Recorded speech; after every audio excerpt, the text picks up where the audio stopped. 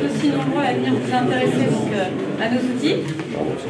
L'objectif de cet atelier workshop, c'est de vous présenter la façon dont nous on approche au travers des outils de façon pragmatique qui vous a été présenté dans la conférence, au travers de ces outils auprès des dirigeants PME, de porteurs de projets aussi, que l'on peut accompagner.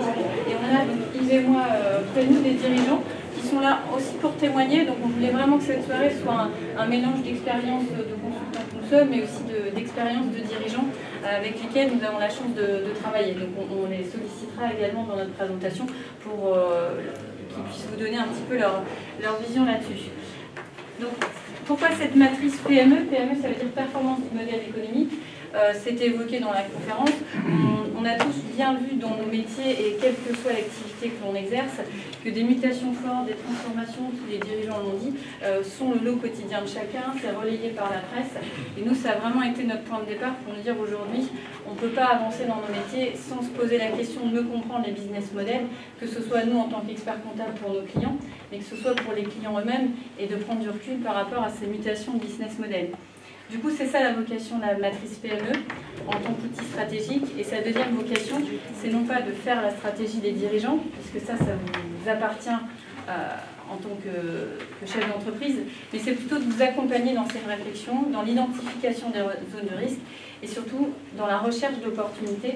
On le disait tout à l'heure, on peut être dans un marché un peu atone, pour autant les niches elles sont là et il faut savoir aller les chercher et aller chercher les vecteurs de croissance. Alors cet outil, on a voulu le faire multifacette pour qu'il soit utilisable à tous les moments de vie de l'entreprise.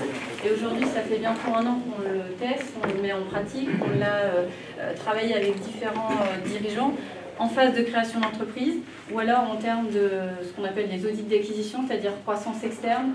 Vous êtes un dirigeant, vous voulez acquérir une nouvelle cible, on va appliquer cette matrice sur la cible. Ou au contraire, vous êtes porteur de projet, ce n'est pas une croissance externe, c'est un investissement, ça s'applique aussi. Pour les entreprises en difficulté également, parfois il est difficile d'identifier où sont vraiment les zones de difficulté. Et dans cet outil va être un outil de réflexion qui vient en plus de tous les outils plus classiques de tableau de bord et autres qui permettent d'affiner les réflexions.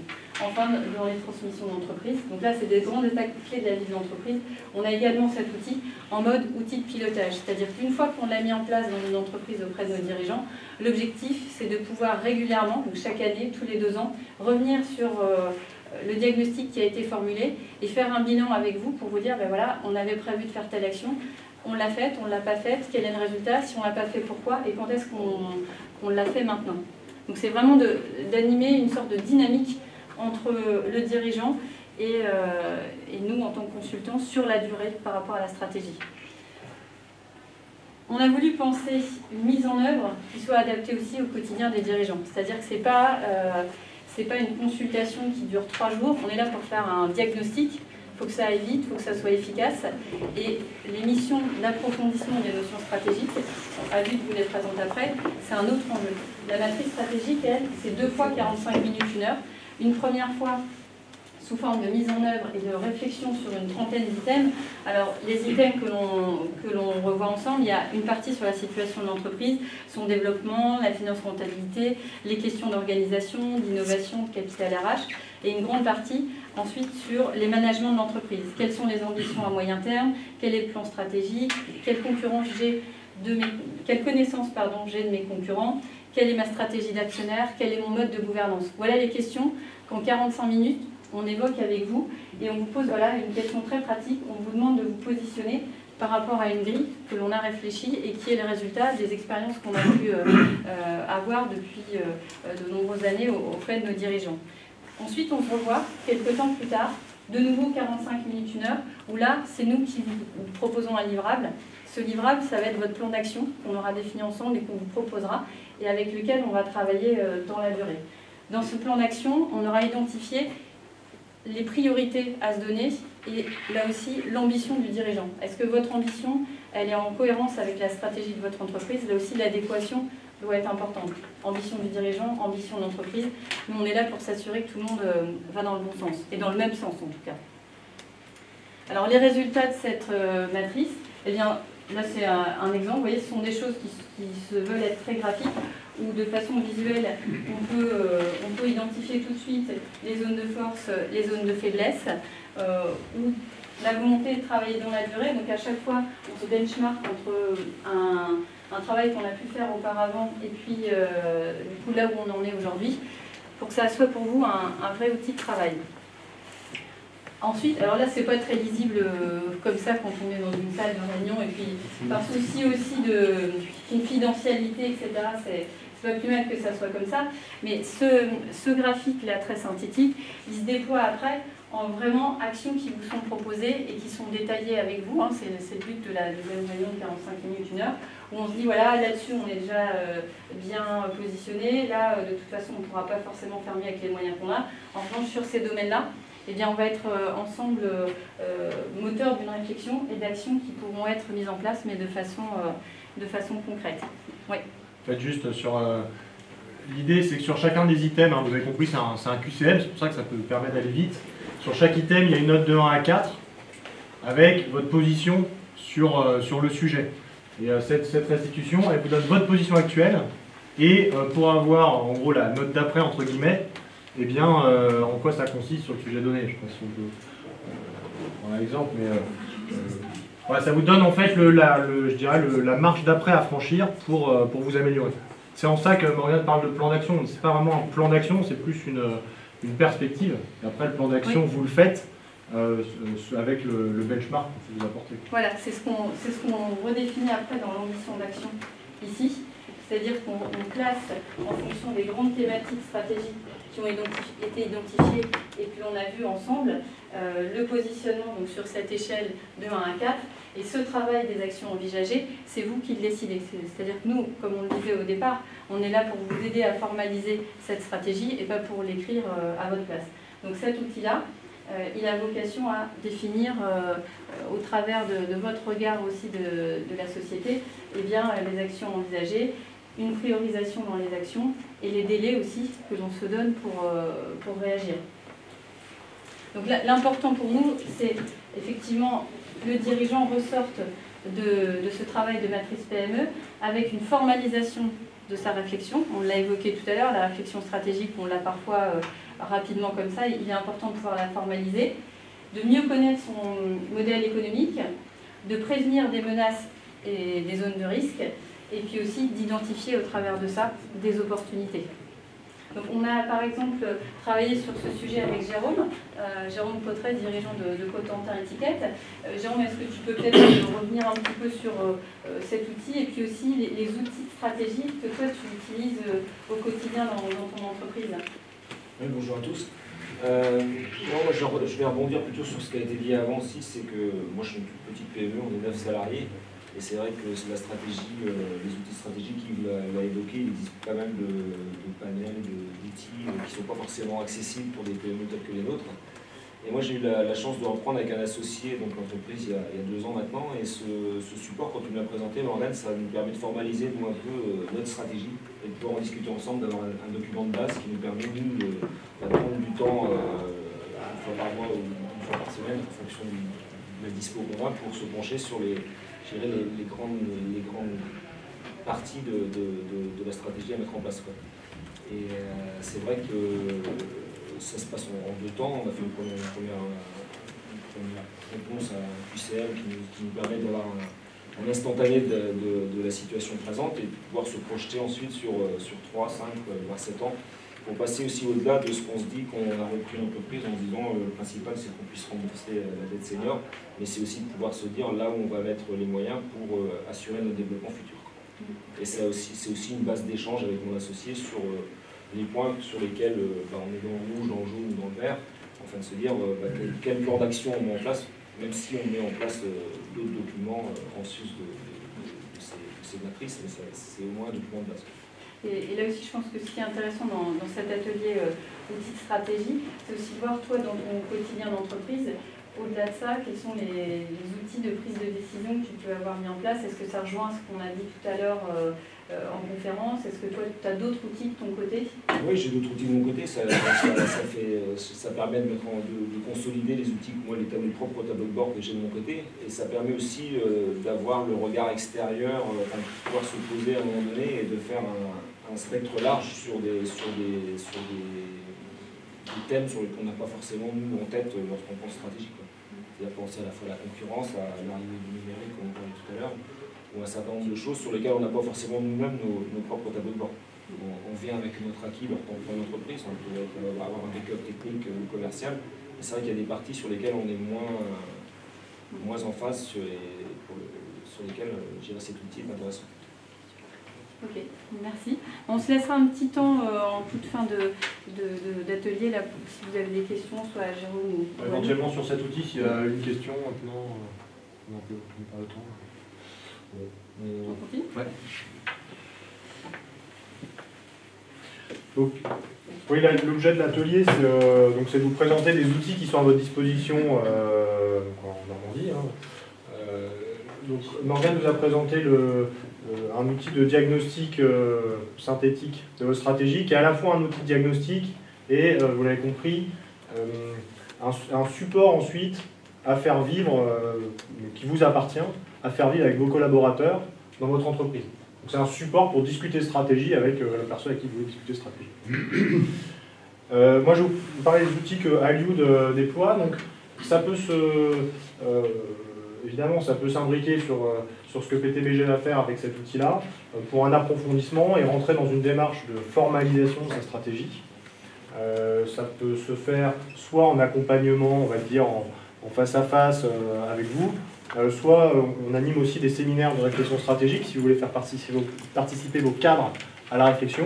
Donc on peut vous aider à conduire comme ça un projet de réflexion stratégique avec vos cadres sur une période qui peut aller de 1 mois à 6 mois. En général, c'est bien de laisser un peu le temps de maturer ces idées-là dans l'encadrement pour que ce soit bien accepté et bien digéré quand on passe à la phase de mise en œuvre. Donc, je vais pas passer trop de temps sur ces sujets stratégiques, parce que j'en ai déjà un petit peu parlé en plénière.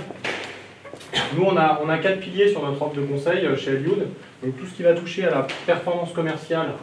Et là, on s'est aperçu qu'un des sujets clés, c'était pas tant de vous de faire du directeur commercial à temps partagé ou de vous donner des cours de prospection. C'est plus de vraiment, toujours plutôt sur le sujet stratégique, donc sur la stratégie commerciale. Sur les 5-10 prochaines années, quels sont vos clients stratégiques, quels sont vos produits stratégiques, comment vous allez vendre ces produits à vos clients, par quel canal de distribution. Voilà. Plus être sur ces questions stratégiques. Et pour le faire, on a développé une méthode d'analyse de données, à la fois des données externes et internes. Je ne sais pas si vous vous souvenez en conférence, mais un des 3 piliers pour nous de la stratégie, dans la recette, dans les ingrédients, c'était la connaissance, de rester connecté au réel. À la fois connaître son marché, ses concurrents, ses clients, et se connaître soi-même. Voilà. Donc avec ces outils d'analyse, ça permet d'avoir une visualisation des données très ergonomique. Ensuite, on a le sujet stratégie d'entreprise, donc avec la matrice pyramide, et puis ce que je vous ai dit tout à l'heure sur les différents séminaires, etc. La stratégie d'actionnaire, on en a parlé aussi en plénière. Et puis la levée de fonds. Donc c'est quelque chose qui est souvent assez connecté, parce que je ne sais plus qui disait ça à la table ronde de la plénière, mais que pour parler, oui, c'était Stéphane. Pour parler le langage des financiers, parfois un chef d'entreprise peut être un peu timide parce qu'il ne fait pas ça tous les jours, vous n'allez pas lever des fonds tous les jours, etc. Et donc là, en fait, nous on fait la connexion, on vous aide à faire la connexion entre l'opérationnel, le business et le financier. Et donc de montrer en quoi votre savoir-faire, votre organisation, votre portefeuille client, etc. a de la valeur, et en quoi on retrouve cette valeur dans votre liasse fiscale. En gros, la chose. Et surtout, projeter ensuite cette valeur à l'avenir. Montrer que dans vos performances opérationnelles, on peut trouver d'ores et déjà la preuve que l'entreprise va se développer à l'avenir. Et ça, évidemment, c'est intéressant dans des dynamiques de cession d'entreprise, de transmission, quand vous transmettez à vos cadres, et de levée de fonds. Bon, ça, j'ai déjà fait en plénière, donc on va passer, parce qu'on est un peu contraint par le temps. Juste que vous, parce qu'évidemment, le conseil, c'est toujours un peu une histoire... alors, d'hommes, pas trop de femmes, malheureusement, mais dans le plan de recrutement, j'espère qu'on va y remédier. Donc, tout ça pour vous dire qu'en gros, nous, on est, effectivement, on n'a pas beaucoup de cheveux blancs, donc on n'a pas ce côté expérience d'une dizaine d'années, d'une vingtaine d'années d'un secteur d'activité. Je dirais que ça complète bien des dispositifs, par exemple, comme Normandie Administrateur Indépendant qui existent, où là, il y a plutôt des cheveux blancs, je crois, si je m'abuse. Nous, on va en fait apporter de la matière et justement ne pas être dans le... On n'a pas de croyance sectorielle, donc on va apporter ce changement, cette projection vers l'avenir, et puis surtout ces données factuelles dont parlait Hubert tout à l'heure. Pour justement, aussi quand on est avec des administrateurs et des actionnaires, pour que le conseil d'administration puisse faire son travail en s'appuyant sur des faits. Voilà, et pas juste en s'appuyant sur une liasse fiscale et en fait la vision du dirigeant qui est ce qu'elle est, mais qui n'est qu'un angle de vue et d'analyse.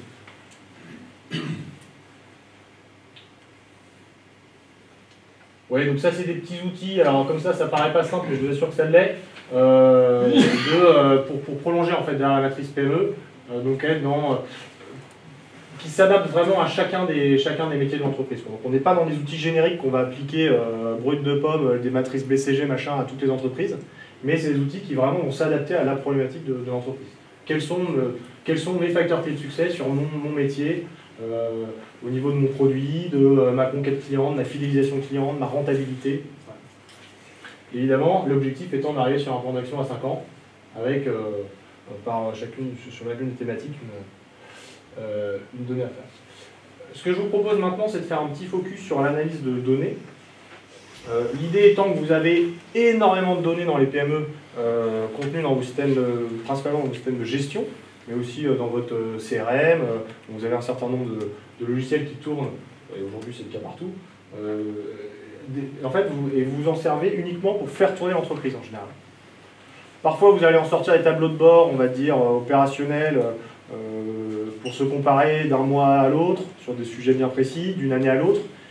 Et vous faites rarement l'exercice de rechercher à partir de ces données de gestion, de poser un diagnostic sur 5 ans de grandes tendances de marché, de grandes tendances de performance. Et nous, ce qu'on fait, c'est qu'on utilise ces logiciels qui sont déjà implémentés en entreprise pour vous donner en fait des études de marché de l'intérieur, on verra ça un petit peu tout à l'heure, et puis des diagnostics détaillés. Donc c'est ce qu'on a appelé en fait le diagnostic de milieu. Alors avant de vous montrer des exemples concrets d'analyse qu'on a pu faire, ce que je vous propose, c'est d'écouter le témoignage de Frédéric. En fait, Frédéric, l'idée, c'est d'expliquer en quoi, donc, comme tu l'as vécu, le fait d'analyser ces données, ça fait avancer la stratégie, ça ouvre des nouvelles perspectives. Bonsoir à tous. Donc nous, on est dans le secteur des dispositifs médicaux, donc on vend des produits, des consommables à usage unique pour les hôpitaux et les cliniques. Donc on a une entreprise qui réalise près de 37 millions d'euros de chiffre d'affaires, et notre activité est concentrée sur une typologie d'établissements de santé, donc ce qu'on appelle des établissements MCO, donc médecine, chirurgie obstétrique, donc des établissements qui ont, si on schématise, un bloc opératoire. Donc on fait 85% de notre chiffre d'affaires dans cette activité. On a pas mal structuré l'entreprise depuis plusieurs années. C'est une entreprise que moi j'ai reprise avec NCI en 2007. Et à un moment donné, donc Yves nous a approchés avec la volonté de prendre l'ensemble des données qu'il y avait dans notre système, qu'on n'avait pas obligatoirement pour réflexe de regarder. Et bon, il y avait une idée très précise en tête parce qu'il connaissait un secteur, mais néanmoins il voulait nous démontrer qu'on avait des leviers de croissance sur des secteurs d'activité qu'on ne connaissait pas obligatoirement. Donc ils ont commencé à travailler avec son équipe sur un segment d'établissements qui sont ce qu'on appelle des SSR, hein, des soins de suite et de réadaptation. Donc bon, première chose, ils ont récupéré un ensemble de données chez nous, hein, qui viennent de notre ERP. Donc ça c'est la méthodologie. Ensuite, on ne les a pas vus pendant un mois et demi. Donc ils ont travaillé, ils nous ont posé des questions. Et puis au final, on a une restitution. Donc bon, je veux dire, ce qui a été très parlant déjà, c'est que des données qu'on a au quotidien, elles se sont mises à nous parler. On a pu déjà les comparer à notre activité de base dans les établissements MCO. Et puis surtout, on a quand même identifié très clairement un gisement de croissance auquel nous, on ne pensait pas du tout. On était focusé sur notre marché. Donc là, on a identifié un peu moins de 10% de relais de croissance dans l'entreprise, donc c'est pas neutre à notre niveau. Sur des cibles de clients qui sont tout à fait atteignables par didactique, avec notre typologie de force commerciale, des démarches commerciales. Et puis ensuite, ça donne aussi d'autres leviers de développement avec une impulsion sur des nouvelles gammes, des développements de produits en cohérence avec cette typologie de marché. Donc nous, on a été plutôt je dirais, impressionné par le résultat. C'est quelque chose qui a complètement guidé notre plan stratégique, parce que, bon, étant accompagné par défaut, on a un processus de plan stratégique qui est annuel. Et donc dès cette année, on a mis un plan d'action sur le développement de cette typologie de clients. Donc là, on est concrètement en train de travailler, on est passé de la phase d'analyse à une phase maintenant de développement opérationnel et on commence à rentrer justement dans l'appréhension de ces cibles de clients, la force commerciale, le démarchage, la gestion des grands comptes, etc. avec des objectifs justement à 3 ans de développer cette partie d'établissement et de développer aussi des gammes pour ces établissements. Ok. Et sur, juste pour compléter, sur le reste de ton business, donc les MCO, je trouve que c'est un bon exemple, c'est-à-dire que vous aviez, et c'est déjà exceptionnel, je trouve, pour une entreprise de notre taille, une vision de votre part de marché globale en France, c'est à peu près, par exemple, gants, quelle est la part de marché donc sur le marché des gants que vous aviez. Par contre, vous ne saviez pas dire, dans cette part de marché, c'est la composante de quel pourcentage d'établissements sont clients didactiques, et parmi les établissements clients, est-ce qu'ils achètent beaucoup ou peu chez Didactique. Et ça, c'est un sujet qui est majeur dans à la fois la conquête commerciale et l'animation de ces clients pour essayer de leur vendre toujours plus. Là, clairement, vous aviez ces deux facteurs qui apparaissaient clairement. On n'imaginait pas que dans cette typologie de clients, on avait par moment une pénétration qui était supérieure aux établissements que l'on travaille le plus. Alors ça a aussi guidé des réflexions différentes. On a changé la segmentation de l'entreprise, parce que par exemple, il y a une typologie d'établissement, on n'arrivait pas à la suivre directement dans notre système informatique. Donc toute notre segmentation client a été réorganisée, parce que c'est bien beau de vouloir développer cette cible de clients, mais si on ne peut pas la suivre facilement dans notre tableau de bord, dans les plans d'action commerciaux, ça ne sert pas à grand chose. Donc il y a eu derrière un ensemble de décisions qui se sont mises en route. Ça nous a aussi fait prendre conscience qu'on était quand même bien concentré sur un marché, qu'il y avait d'autres marchés qui certainement en volume étaient moins importants, mais qu'il était intéressant d'adresser. Donc là, on commence à travailler aussi sur d'autres segments de clients et d'utilisateurs de nos produits qui peuvent nous donner aussi d'autres relais de croissance. Merci pour donc je vais vous proposer d'autres exemples d'analyse de données. D'abord du B2B, puis après on va avoir du B2C, e-commerce, start-up. Ça, c'est une analyse qu'on fait toujours dans les métiers qui connaissent une récurrence client. Et ça permet de poser en une image le mécanisme de croissance du chiffre d'affaires. Donc on va décortiquer entre l'évolution du chiffre d'affaires sur des clients stables et récurrents, le chiffre d'affaires qu'on a perdu, qu'on a perdu chez des clients qu'on a perdu, et le chiffre d'affaires qu'on réalise sur des nouveaux clients. Donc la conquête client, la perte client et on va dire la vie du portefeuille client récurrent. C'est quelque chose qui marche à chaque fois, à partir du moment où vous avez un métier où vous avez votre base client qui revient d'une année sur l'autre.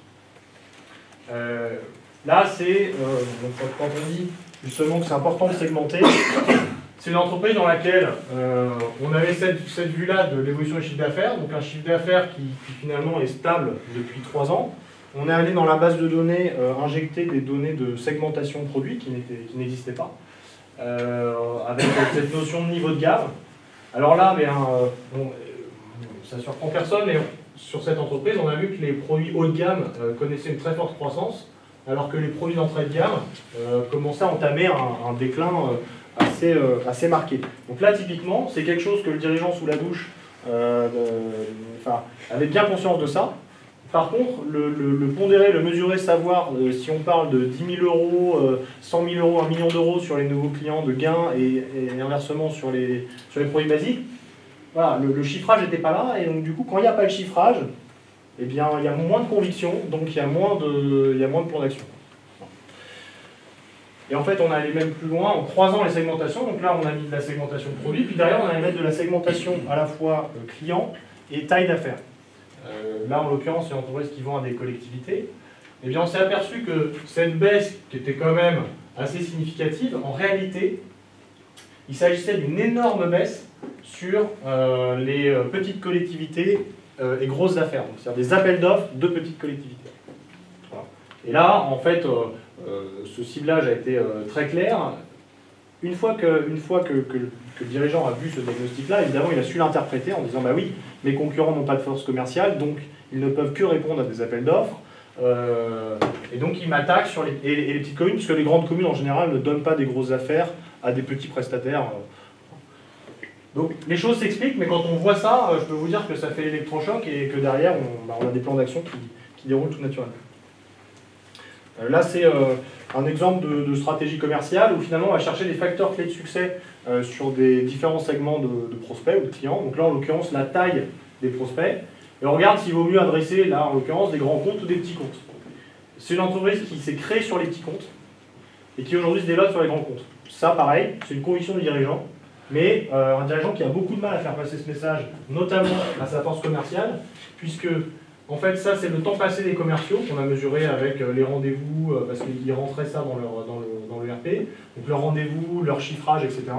Et bien en fait, les commerciaux passaient 25% de leur temps sur ce segment client et 75% sur ce segment-là. Donc là, pareil, ça permet de faire passer des messages en interne, et on voit bien que c'est à la fois un outil de diagnostic et un outil de communication. Et moi, ça m'inspire aussi une remarque. Bon, d'abord, énormément de données dans les entreprises, mais je pense qu'il y a un vrai savoir-faire sur faire parler la donnée et la présenter. Je me disais, je ne sais pas s'il n'y aurait pas un module de formation, je pense à un contrôle de gestion chez nous, qui regarde les chiffres souvent de manière brute, des tableaux, et qui ne sait pas faire parler les chiffres, ou qui ne sait pas les analyser sous le bon angle. Avec plaisir. Non mais je pense moi au contrôle de gestion. On a une jeune en contrôle de gestion, mais lui apprendre à regarder les chiffres sous cet angle, c'est quand même super intéressant. Bon, sachant que vous êtes tellement cher. En même temps, c'est quelque chose qui se... Nous, on est NCI, enfin on connaît. Non mais enfin, je trouve qu'il y a vraiment un truc, parce que le contrôle de gestion basique, ça n'apporte pas toujours un angle pertinent. Et là, c'est quand même autre chose. Après, l'emmener, si tu veux, dans le métier du conseil en stratégie, l'emmener à un niveau de direction générale, machin, pour ta contrôle de gestion, je vais peut-être mettre 10 ans à... Voilà, c'est quelque chose... Bon, là, je vais... Alors, l'idée, maintenant, parce qu'on est assez contraint par le temps, je vais vous envoyer pas mal de diapos, hein, donc il va falloir un peu vous accrocher. L'idée, c'est que, parce que vous avez des métiers très différents, hein, donc, et puis nous, on adresse nos clients de la start-up à l'ETI, donc c'est pareil. Il y a des éléments, enfin des diagnostics qui vont vous parler, d'autres pas. C'est pour ça que je vais aller vite. Si vous voulez éventuellement revenir sur certains sujets, il y a le forum derrière qui sert à ça, pour être plus dans du cas par cas. Croissance externe, on cherche à chiffrer les synergies. C'est souvent un sujet de croissance externe.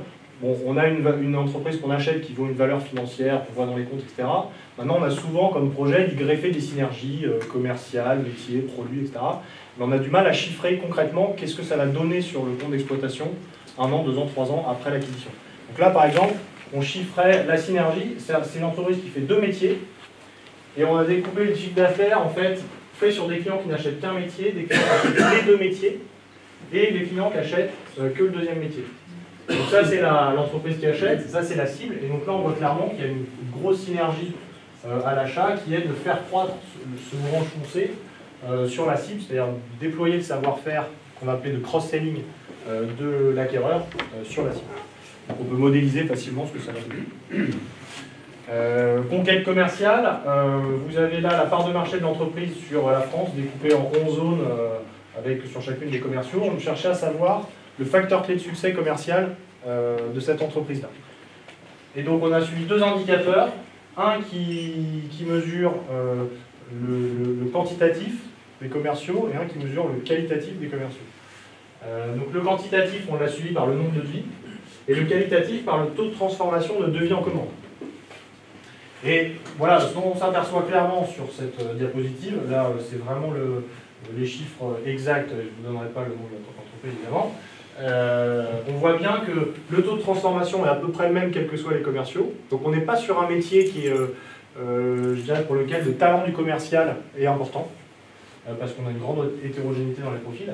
En revanche, on est sur un métier où le quantitatif compte. Une fois qu'on a présenté le devis, le produit au client, en général, ça se vend un peu tout seul. En tout cas, ça se vend sur catalogue, il n'y a pas besoin d'un long discours. Et ce qu'on voit, c'est que les régions avec la plus forte part de marché sont les régions où il y a eu la plus grosse intensité commerciale. Et donc dans la politique, quand on a fait le diagnostic, le dirigeant était en phase de recrutement d'une nouvelle équipe commerciale. Évidemment, il ne fallait pas orienter, comme il l'avait fait spontanément au départ, parce qu'il venait d'un autre métier, c'était un repreneur extérieur. Il ne fallait pas orienter le recrutement vers des divas du commerce, des seniors qui allaient être très chers, etc. Mais plutôt sur des juniors qui ont très faim et qui vont envoyer des devis bien comme il faut. Voilà. Donc là, l'impact concret, c'était la stratégie de recrutement de l'équipe commerciale. Ça, c'est un exemple. Alors, un sujet qui revient toujours dans les PME industrielles notamment, c'est le pricing, c'est-à-dire comment on fixe notre prix de vente. Et on s'est aperçu que très souvent, le prix de vente était déterminé à partir des coûts de l'entreprise. Et pas à partir de ce que le client est prêt à payer, à partir des coûts des concurrents qu'on ne connaît pas. Et donc, pour s'aider à faire ça, on peut suivre un indicateur qui est le taux de transformation des devis en commande. Et donc là, c'est ce qu'on a fait en regardant l'évolution de ce taux de transformation selon la taille des affaires. Et ensuite, donc on a vu qu'il baissait fortement sur les grosses affaires, et ensuite, pour être plus précis, on s'est dit, bah, ok, il baisse sur la taille des affaires, mais est-ce qu'il baisse de la même façon selon les différents profils de clients? Donc là, on découpe, marché A, marché B, voilà, donc ça, c'est des profils de clients. Et on voit que selon les profils de clients, en termes de pricing, il ne va pas falloir mettre la même marge. Là, vous voyez le client A, par exemple, en gros, on peut continuer à faire sa marge historique jusqu'à 25 000 €, sans problème, ça passe. Par contre, à partir de 25 000 €, c'est très net, on passe sur des logiques d'appel d'offres, etc. Le marché B, lui, alors lui, pour l'histoire, le marché B, ce sont les artisans. Eux, que ce soit 2 000 €, 20 000 €, ils veulent faire leur marge sur le négoce. Donc, eux, ils veulent pouvoir marger sur le négoce du produit qu'on va leur vendre, quand eux-mêmes vont répondre à un lot, à un appel d'offres. Voilà. Et donc, avec ça, ça nous permet de passer d'une logique de tarif unique, combien ça me coûte, quel pourcentage de marge je veux faire pour couvrir mes coûts fixes et avoir de la rentabilité à la fin de l'année, ça me donne le prix de vente, et ensuite, avec une petite latitude pour les commerciaux, à vraiment un prix qui colle au marché pour optimiser à la fois ses ventes et sa marge. Et derrière, évidemment, mais alors nous, on bosse que sur Excel, hein. Donc on ne fait pas d'outils opaques, le but étant que vous puissiez, à partir du moment où on a fait notre diagnostic, derrière vous approprier nos analyses et éventuellement les faire vivre derrière. Donc il n'y a pas de forme compliquée. Je vais très vite sur le e-commerce. Donc là, vous avez par exemple un exemple de présentation du taux de rotation des stocks selon les catégories de produits. Et donc là, tout de suite, on voit très nettement quel produit tourne bien, quel produit tourne mal. Et à gauche, on présente en fait le stock, le flux de produits concernés. Donc ça permet de se dire, sur les produits qui tournent bien, là, typiquement, on n'en a pas assez. Ici, ceux-là, ils tournent très bien et on fait très peu de ventes dessus, alors que ceux-là, ils nous bouffent beaucoup de BFR et ils ne tournent pas. Là, c'est de bien comprendre en fait, les mécanismes. Nous, on s'intéresse vraiment, Jean-Pascal parle de modèle économique, on s'intéresse vraiment à ça, c'est à décortiquer le mécanisme économique de l'entreprise. Là, sur le plan commercial, comprendre qui achète quoi en premier, donc dans nos premiers prospects qui font leur premier acte d'achat, qui sont-ils, qu'est-ce qu'ils achètent, et ensuite, quand on les fidélise, qui sont ceux qu'on fidélise et avec quel produit. Donc là, on donne le profil d'achat en fait, des clients selon. Donc sur le premier achat, ça c'est qui sont-ils et quels produits ils achètent. Pareil jusqu'au 8e achat.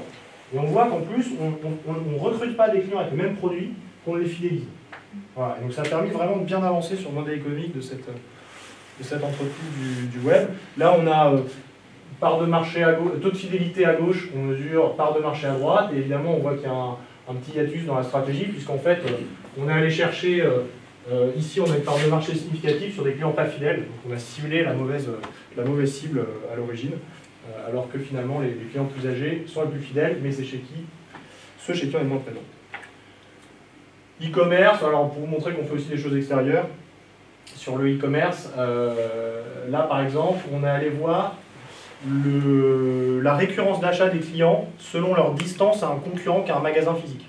Donc là, c'est un vendeur pur e-commerce. On localise ses clients, on localise toute la concurrence de magasins physiques, et ensuite on peut dire tel client, il est à, soit il a un magasin physique juste à côté de chez lui, soit il faut qu'il traverse le département.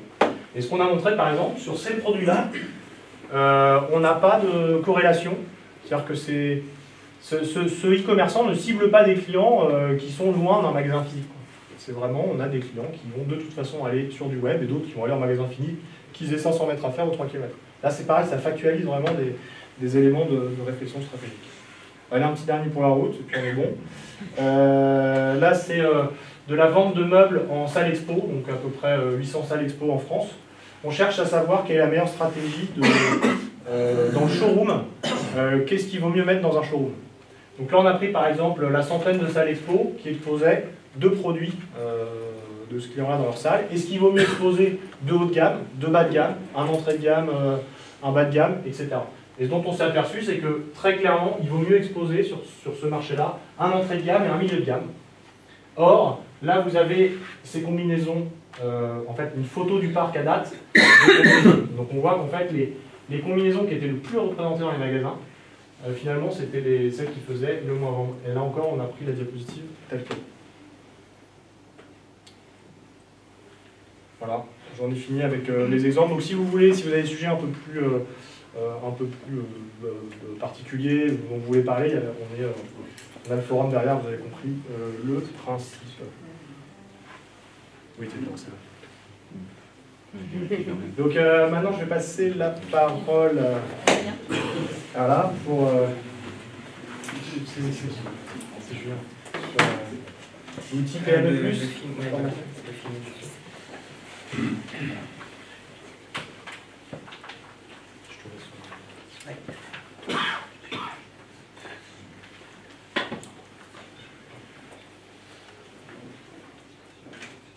Bonsoir à tous.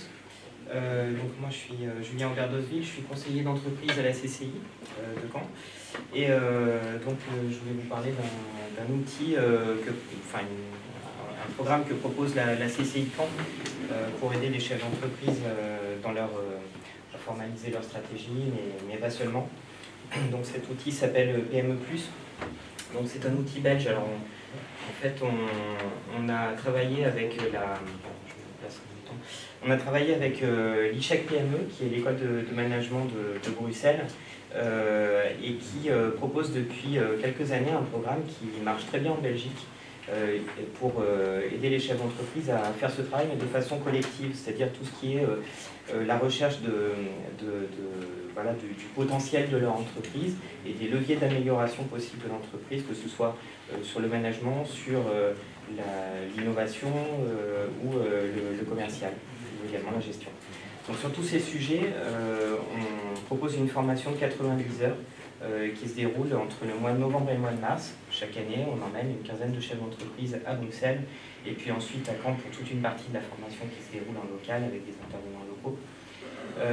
Et c'est un programme donc, qui vise à travailler sur les outils de gestion du chef d'entreprise. Également, ça fait travailler sur son positionnement, ça le fait sortir de sa solitude, partager les expériences avec d'autres.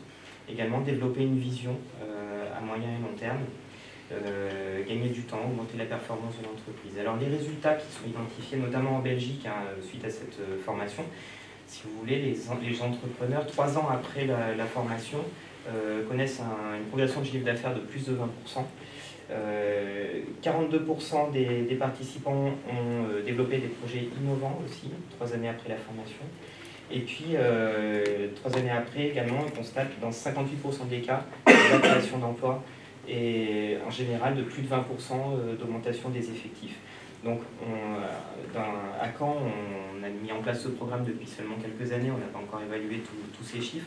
Par contre, je peux vous montrer en retour quelques images de comment se déroule un peu ce programme de formation, et puis après je passerai la parole à Daniel qui accepte d'en dire quelques mots. Il a été un de nos premiers participants, il a essuyé les plâtres. Donc je vais passer à la vidéo, mais il y a une partie sonore avec quelqu'un qui parle, et donc si vous n'entendez pas, n'hésitez pas à me le dire. Voilà, on n'entend rien.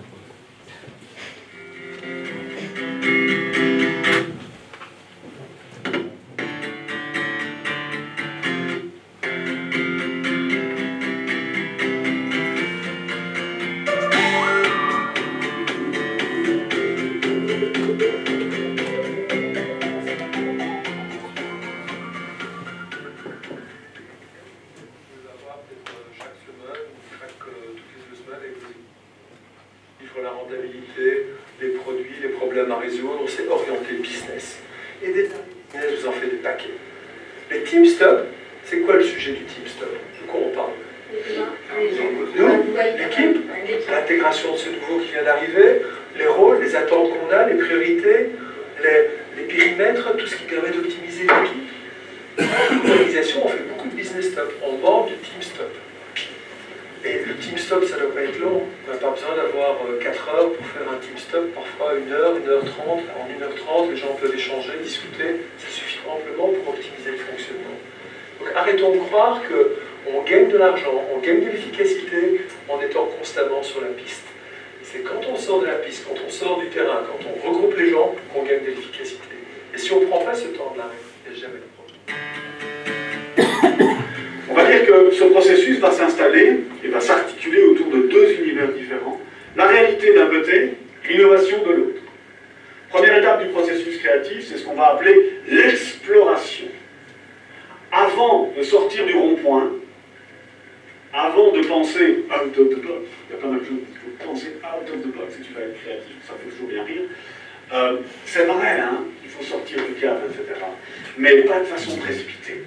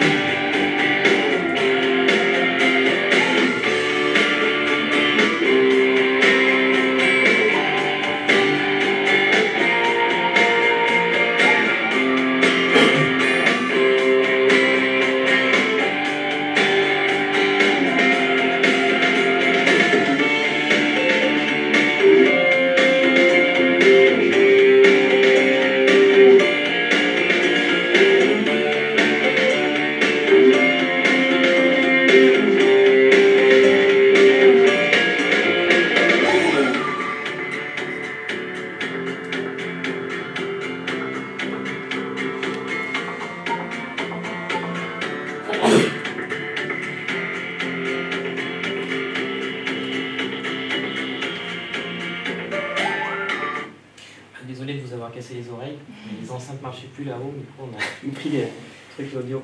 Daniel, alors moi j'ai pas autant préparé avec toi que Christophe l'a fait tout à l'heure. Non, il n'y a rien à préparer. Donc, moi, effectivement, j'ai fait partie de la première formation PME+, qu'il y a eu, ben, on va dire, même en France, parce que la CCI de Caen a quand même été, je dirais,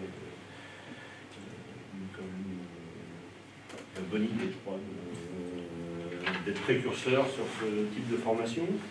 Au début, bon, j'étais un petit peu dubitatif, je ne savais pas vraiment, je sortais de quelques années de plateau et j'avais envie de faire autre chose, donc c'était le moment. Et effectivement, PME+, ça a été quand même beaucoup. Je vois qu'il y a une citation que j'avais faite et qui est encore restée dans le dépliant, c'est-à-dire qu'au lieu d'être l'homme orchestre dans mon entreprise, je suis redevenu le chef d'orchestre. Et ça a été bien. C'est arrivé à un moment où, comme beaucoup de chefs d'entreprise, je dirais, on a un peu d'usure, on a un peu marre, on se recherche. Et là, ça m'a permis de me remotiver, de repartir sur de nouvelles bases. Et puis derrière ça, de vouloir recréer de nouveau, de recréer d'autres entreprises, encore avoir plein d'ambitions, même avec l'âge qui avance, tout simplement. Donc non, vraiment une formation à faire,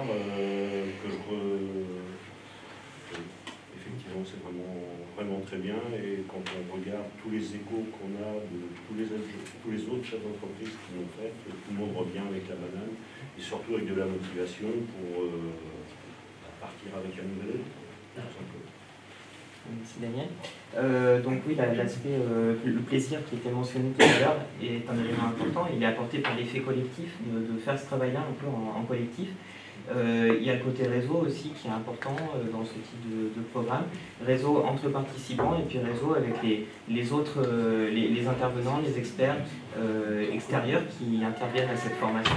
On a notamment 5 chefs d'entreprise régionaux, dont Eric Le Goff avec TICAP qui a été noté tout à l'heure, qui a été accompagné par Eliud, qui fait partie des témoins dirigeants, qui dévoilent tous les traits de son fonctionnement, de sa stratégie, de son management et qui sert également d'inspiration. Et puis voilà, donc l'objectif c'est de faire quelque chose de collectif, d'inspirant, de motivant. Et puis comme c'est sur un mode de formation, c'est un programme de formation, on ne le sait pas toujours, mais les dirigeants, quel que soit le statut, compris non salariés, vont avoir la possibilité d'une prise en charge de cette formation par une communauté des OPCA, des organismes collecteurs agréés, qui, moyennant une cotisation annuelle, peuvent intervenir et vous aider à supporter le coût de ce type de formation. Il y a d'autres dispositifs pour les accompagnements individuels, comme l'impulsion, mais là, c'est en tout cas pris en charge sur le mode de la formation. Il y a aussi une chose, c'est qu'on a franchement des intervenants de qualité. On voyait Alain Goldsmith tout à l'heure, qui est quand même, je dirais, quelqu'un d'extraordinaire, qui vous emmènerait pendant des heures. Ce mec-là, il a quand même été, je dirais, préparateur physique et mental de Kim Clijsters, qui était une Belge qui jouait au tennis, qui a quand même un très haut niveau, qui est quand même, voilà, c'est ça. Il a été aussi préparateur mental de l'équipe de Belgique de foot. Enfin voilà, c'est quand même des gens comme ça. Et voilà, je pense aussi à d'autres. Enfin, il y a plein d'intervenants, franchement, qui tiennent la route. Et voilà.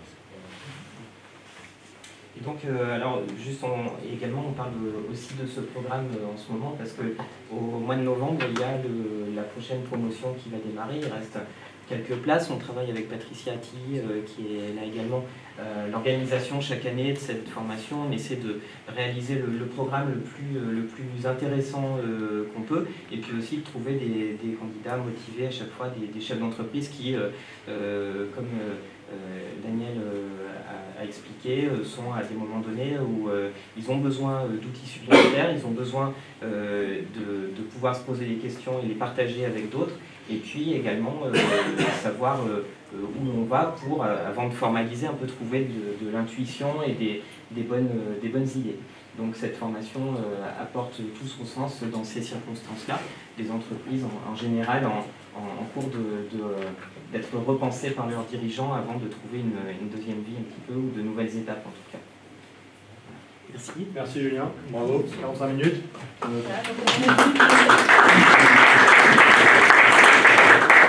On a pu le délai de cet atelier pragmatique sur les outils. Vous avez peut-être les uns et les autres des questions. On vous propose de se retrouver au forum qui va avoir lieu là dans l'espace. Juste avant, on a quelques minutes de réunion collective avec le groupe. On aura fini à 20h. Donc vous voyez, c'est vraiment quelques minutes pour conclure tous ensemble. C'est 5 minutes de conclusion. Ouais, 5 minutes. S'il y a 2-3 questions, vous pouvez les préparer sur le chemin. C'est partager avec le groupe et ensuite on est à votre disposition au forum.